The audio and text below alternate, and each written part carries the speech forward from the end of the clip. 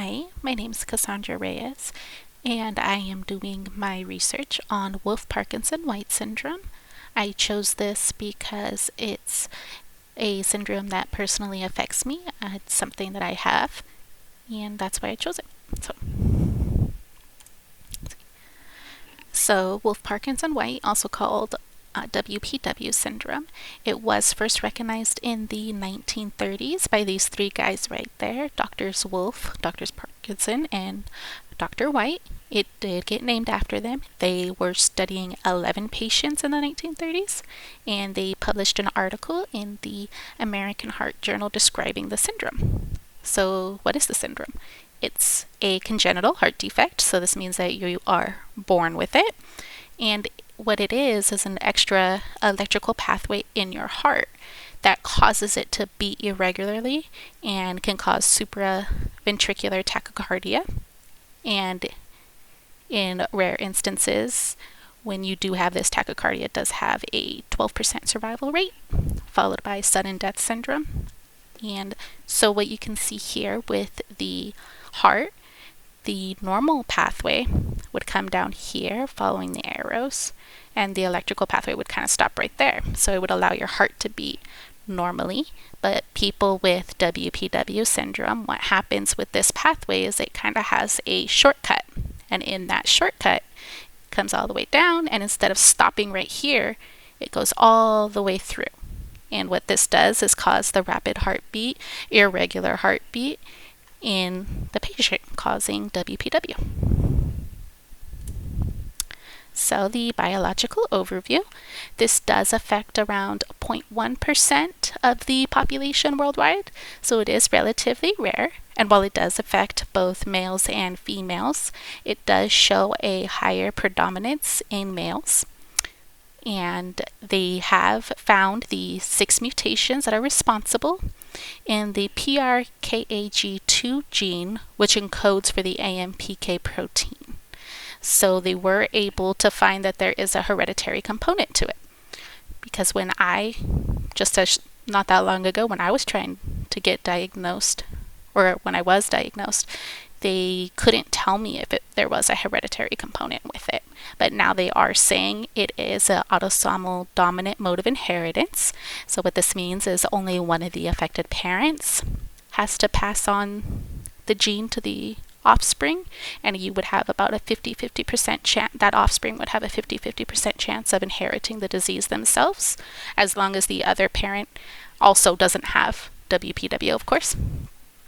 So yeah, they were able to find that genetic component related to this.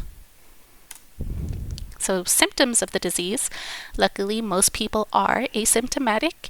90% of children, 65% of adolescents, and 40% of those over 30 are asymptomatic. But 20% of those people will go on to eventually have symptoms of the disease. And some of these symptoms do include palpitations, tachycardia, presyncope, syncope, vertigo, and sudden cardiac death. So sudden cardiac death, it is a low chance. It's only a 0.15 to 0.39% incidence rate with it, and it does affect those mostly in their 20 to 30 year age range. And 73% of those people who do have sudden cardiac death, they were symptomatic. So if you have WPW, you're asymptomatic, you're not in that age range, it's very unlikely you will experience sudden cardiac death, but the risk is still there. So diagnostics. They are able to diagnose this via an ECG or a Holter monitor, and what they're looking for when they're reading these readings is a short PR interval and a prolonged QRS complex. So what that is, if you look at the photo here, a short PR interval would be this area that they're looking at right here before it gets to this little red line.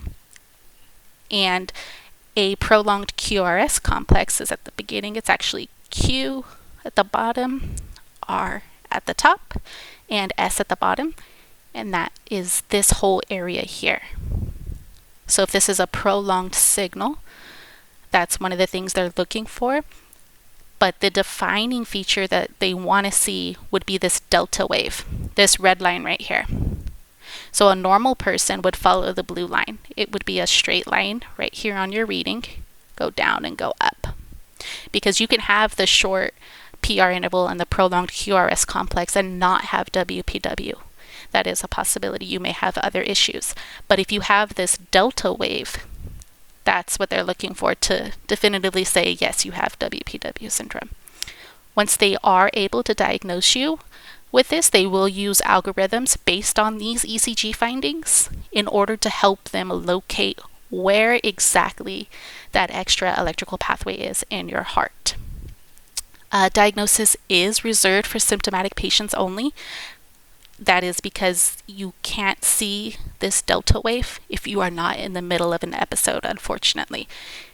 So most people don't even get diagnosed until they're in their 20s. It's very hard to get into an emergency room or to see your doctor when you're in the middle of an attack, and that's the only way they can diagnose you.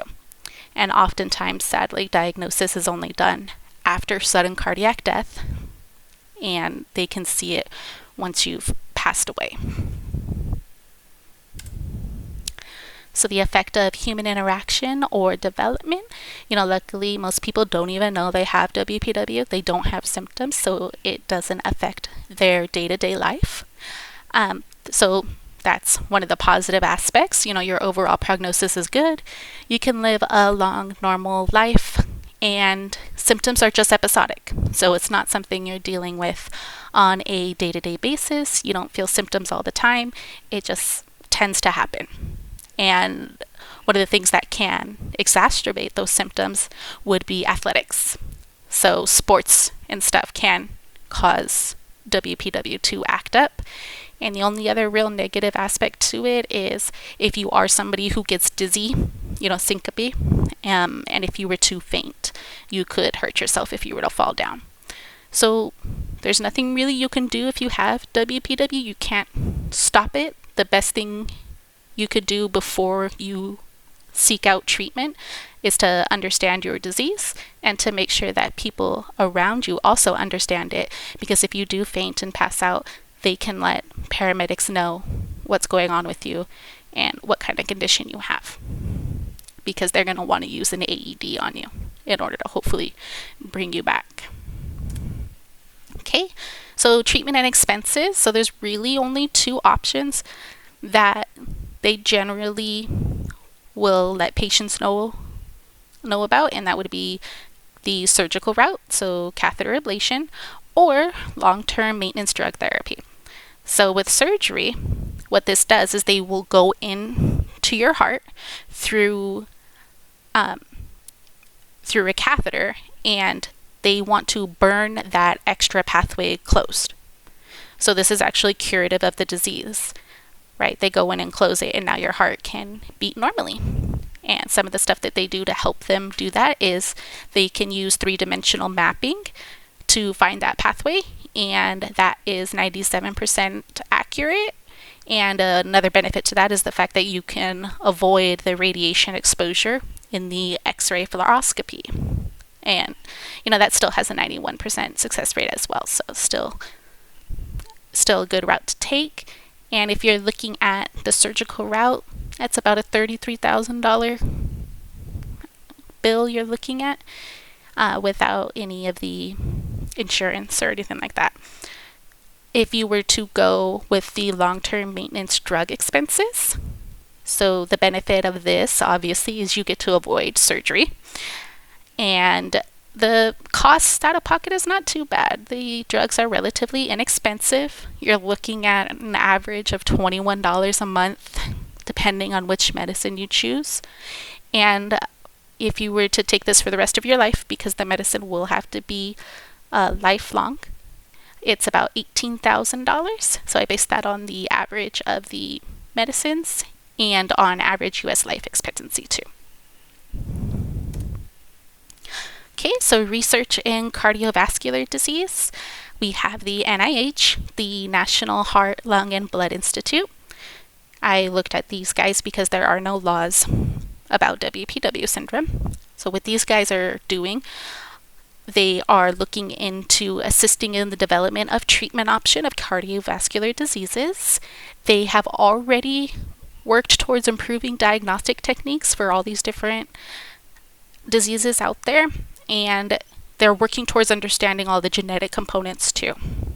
So once we start understanding that aspect of it, we can get to the earlier diagnosis so we can treat these things. And they're also looking into improving the methods of restarting your heart during cardiac arrest, right? That has a 12% chance survival rate. So that's really something important to look into, and they are researching it. But overall, the future outlook looks positive for WPW patients. And that is it. Those are my references. 3 pages.